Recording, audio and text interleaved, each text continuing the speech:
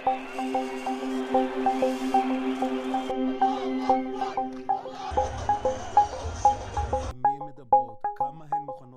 להם את הפרטיות הזאת।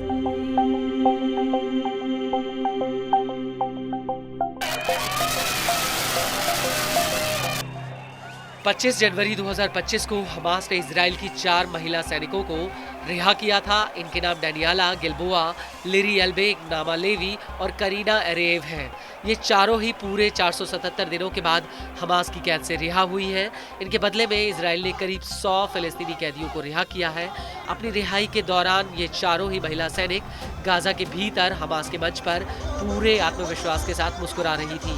इनकी आंखों में किसी भी तरह का डर नहीं था, बल्कि एक अलग ही आत्मविश्वास नजर आ रहा था। लेकिन बड़ा सवाल ये है कि रिहाई से पहले पूरे 477 दिनों तक इनके साथ क्या क्या हुआ। दरअसल हमास की कैद से रिहा होने के बाद इन चारों ने अपनी आपबीती सुनाई है। इन चारों महिलाओं का कहना है कि हमास के लड़ाकों ने उन्हें नागरिक अपार्टमेंट और सुरंगों में रखा, जहां पर साफ सफाई की कमी थी और अक्सर वो लंबे समय तक नहा नहीं पाती थी। उन्हें हमास के लड़ाकों के लिए खाना पकाने और सफाई करने के लिए मजबूर किया जाता था। कभी कभी तो उन्हें खाना भी बहुत कम मिलता था। इसके अलावा हमास की कैद में उन्हें मीडिया यानी रेडियो सुनने के लिए दिया जाता था, जिसके जरिए वो अपने परिजनों की आवाजें सुन पाती थी। और कई बार इन चारों बंधकों को एक साथ रखा जाता था और कई बार इन कैदियों से हमास के लड़ाके जबरन अपने बच्चों की देखभाल तक कराते थे। हमास की कैद के दौरान उन्होंने अरबी बोलना तक सीखा।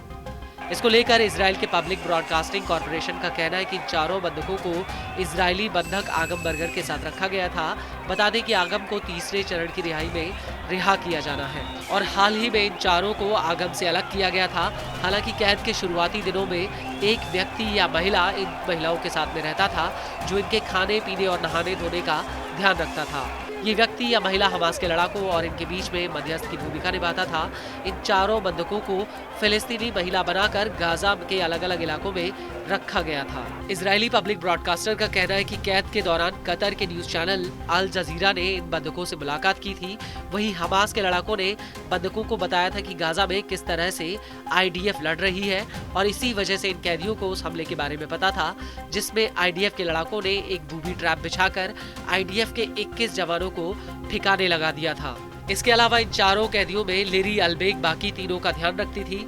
लिरी एक नेता की तरह हमास के लड़ाकों के समूह से बात करती थी। इसके अलावा इन चारों महिलाओं का कहना है कि रिहाई वाले दिन हमास के लड़ाकों ने हमें शर्मसार करने के लिए गाजा में एक मंच पर भेजा, लेकिन उनकी ये कोशिश नाकाम रही। हमने स्टेज पर दिखा दिया कि हम उससे कहीं ज्यादा मजबूत हैं। वहीं इजराइल के केशेट नेटवर्क का कहना है कि अगवा की गई कुछ महिलाएं गाजा के भीतर हमास के कई सीनियर नेताओं से मिली हैं और गाजा में कई बार ऐसा मौका आया जब उन्हें भूखे पेट तक रहना पड़ा। इसके अलावा कई मौकों पर IDF ने उनके बेहद ही करीब हमले किए।